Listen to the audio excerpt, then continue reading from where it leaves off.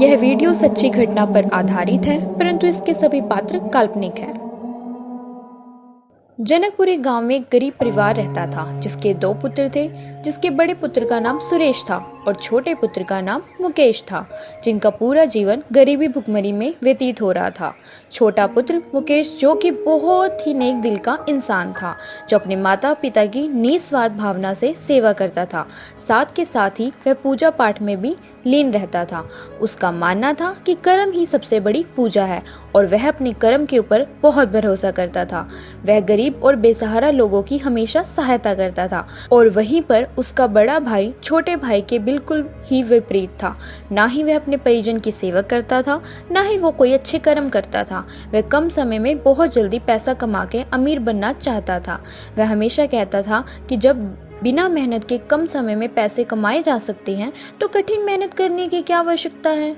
छोटा पुत्र मुकेश अपने पिता के साथ दूसरे के खेतों में काम करके जो भी पैसा मिलता था, उस पैसे से उनका गुजर बसर होता था। और वहीं पर उसका बड़ा पुत्र सुरेश अपने आवारा दोस्तों के साथ दिन भर मौज मस्ती करता रहता था, जिससे उसके माता पिता बहुत परेशान रहते थे।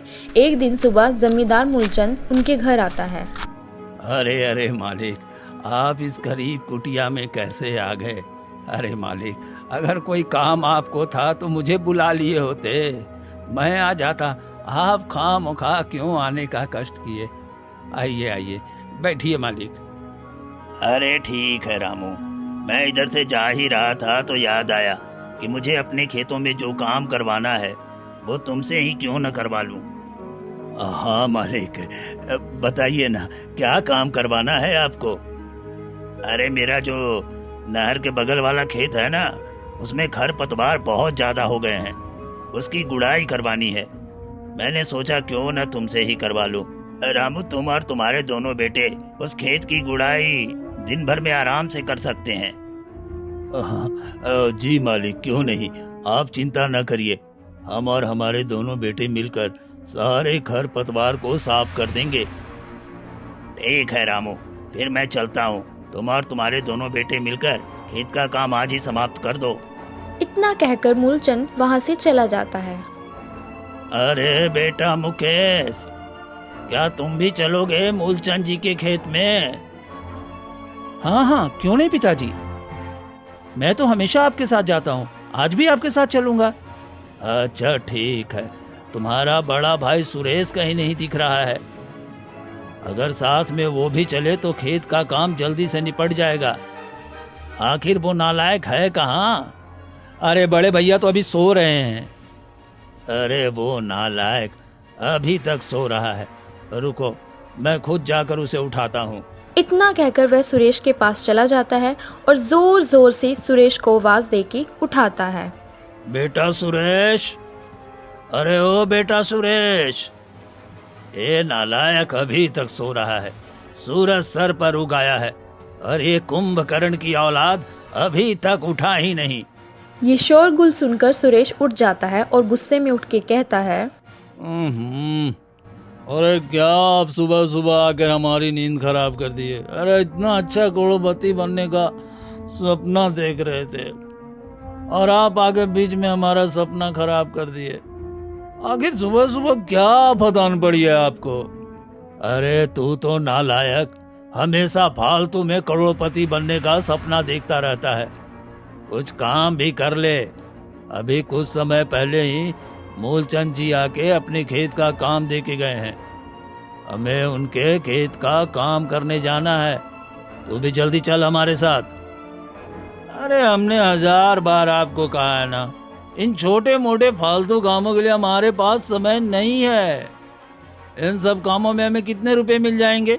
हाँ, अरे मैंने तो सोच लिया है, मैं सीधा बिना मेहनत के करोड़पति बन जाऊंगा। हाँ। अरे नालायक, तू तो रोज करोड़पति बनता है, जरा अपने छोटे भाई से कुछ सीख ले। वो इतना मेहनत करके हम सब के लिए 2 वक्त की रोटी का बंदोबस्त करता है। अगर अपने भाई को देखकर भी तू कुछ सीख नहीं पा रहा है तो कहीं जा, चुल्लू भर पानी में डूब के मर जा। इतना कहकर वह गुस्से से चला जाता है। रामू अपने छोटे बेटे को लेकर शाम तक मूलचंद जी के खेत का सारा काम करते हैं। तभी खेत को देखने मूलचंद जी वहां आ जाते हैं और कहते हैं, अरे वाह रामू, तुमने तो मेरा पूरा खेत काफी अच्छे से साफ कर दिया। ये लग ही नहीं रही है कि ये मेरा खेत है। ये लो तुम्हारे आज के काम के पैसे। मूलचंद रामू को पैसा देकर चला जाता है। तभी मुकेश अपने पिता से कहता है, अरे वाह पिताजी, आज तो काम पूरा करते ही हमें पैसे मिल गए। आप एक काम करिए पिताजी, आप इन पैसों से घर के लिए राशन लेकर घर जाइए और मैं मंदिर से होकर आता हूँ। इतना कहकर मुकेश गांव की मंदिर की तरफ चला जाता है। मंदिर के पास जैसे ही पहुंचने वाला होता है, तभी एक बूढ़ी दादी लकड़ी का बोझा नहीं उठा पा रही थी। मुकेश को ये देखकर रहा नहीं गया। वह तुरंत ही जाकर लकड़ी उठाने में दादी की मदद करने लगा। अरे बेटा मुकेश, तुम हम जैसे बेसहारा लोगों की कितनी मदद करते हो।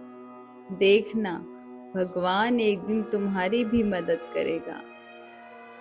इतना कहकर दादी वहां से चली जाती है और मुकेश मंदिर में पूजा करने चला जाता है। पूजा करने के बाद मुकेश जैसे ही मंदिर के बाहर आता है, वैसे ही उसके बचपन का दोस्त सुमित मिलता है। अरे अरे सुमित, तुम लंदन से कब आए? एक बार मुझसे मिले भी नहीं भाई। हाँ, तुम लोग तो बड़े आदमी हो गए हो, हम जैसे गरीब को भूल ही जाओगे। अरे नहीं मुकेश, ऐसी बात नहीं है। लंदन से आज सुबह ही मैं आया था। मैं तो तुम्हारे घर भी गया था, लेकिन तुम घर पर नहीं थे। आखिरकार तुम इतनी सुबह गए कहाँ थे? अब क्या बताऊं मित्र, घर की स्थिति दिन प्रतिदिन खराब होती जा रही है। भाई तो कुछ करते नहीं हैं।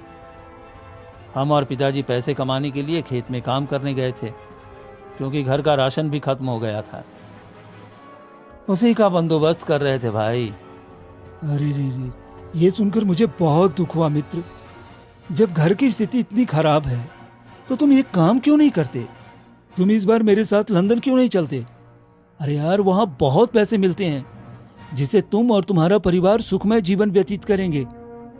आखिरकार कब तक तुम दूसरे के खेतों में काम करोगे? देखो, परसों मैं जा रहा हूँ और मैं चाहता हूँ कि तुम भी मेरे साथ चलो। अरे तुमने तो बहुत अच्छी बात कही। ठीक है, मैं घर जाकर पिताजी से एक बार पूछ लेता हूँ। इतना कहकर मुकेश खुश होकर घर की ओर चल देता है। पिताजी, आपको पता है, मेरे बचपन का दोस्त सुमित लंदन गया था। अरे वही सुमित पिताजी, आज वो मंदिर के पास मुझसे मिला था। वो कह रहा था कि मैं भी लंदन चलूं, क्योंकि लंदन में काम करने के बहुत अच्छे पैसे मिलते हैं। हाँ पिताजी, अगर मैं वहां चला जाऊं तो हमारी गरीबी बहुत जल्दी दूर हो जाएगी। पिताजी, मैं जाना चाहता हूँ। बहुत अच्छा सोचे हो बेटा, क्योंकि खेती बाड़ी में उतना पैसा है भी नहीं जिससे हमारी गरीबी दूर हो सके। तभी कब तक जाना है? पिताजी सुमित कह रहा था कि परसों चलना है।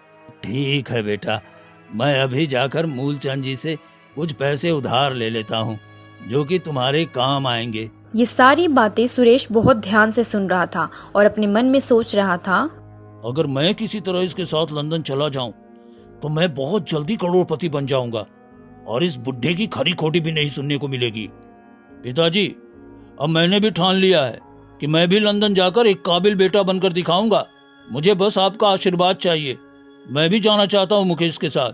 अरे तुम्हारे ऊपर भरोसा तो नहीं होता, मगर जब इतना कह ही रहे हो तो ठीक है, तुम भी चले जाओ, लेकिन ध्यान रहे वहां पर पूरा तन मन से काम करना।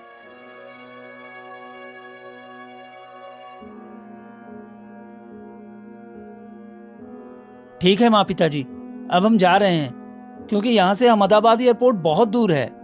बेटा, आज पता नहीं क्यों मेरा दिल बहुत ज्यादा घबरा रहा है।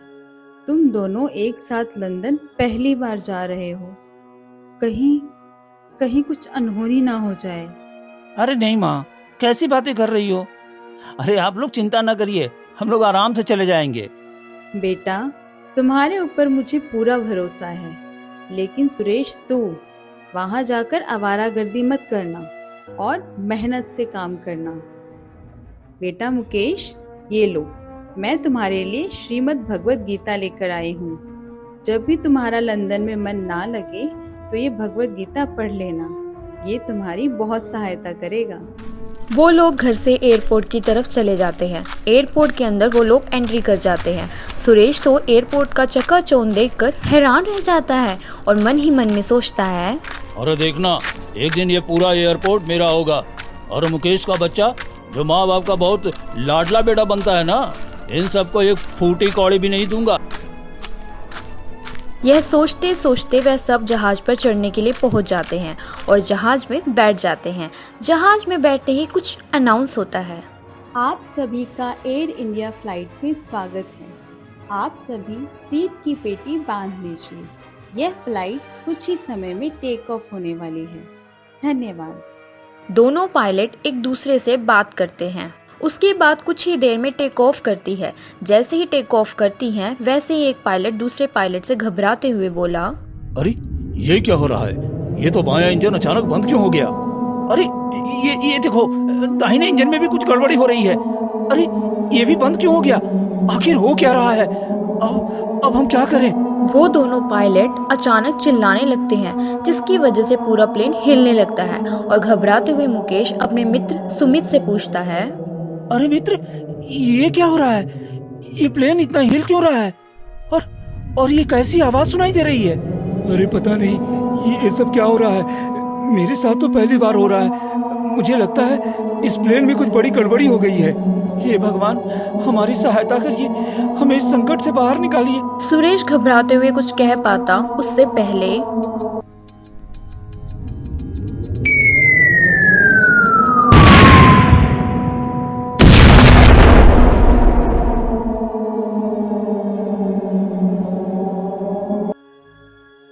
पूरे प्लेन में एक सन्नाटा सा छा गया। उसके बाद जैसे ही मुकेश की आंखें खुली, वो देखता है चारों तरफ आग जल रही है और सब मरे पड़े हैं। वो अपने भाई और मित्र को ढूंढने लगता है। उस भयंकर आग की लपट में ढूंढ नहीं पाता और वो किसी तरह बाहर आ गया। उसके बाद अपने आप को हॉस्पिटल में पाता है और देखता है कि उसके बगल में भगवत गीता जो उसकी माँ ने दिया है वो रखा है और कुछ लोग बगल में बात करते हैं। प्लेन के सारे लोग मर गए और ये इसका भगवत गीता कैसे बच गया? लगता है इसने बहुत अच्छे कर्म किए होंगे। अरे बेटा मुकेश, तुम हम जैसे बेसहारा लोगों की कितनी मदद करते हो। देखना, भगवान एक दिन तुम्हारी भी मदद करेगा। अगर आप किसी बेसहारा इंसान की मदद करते हैं तो बदले में भगवान स्वयं आपकी मदद करते हैं।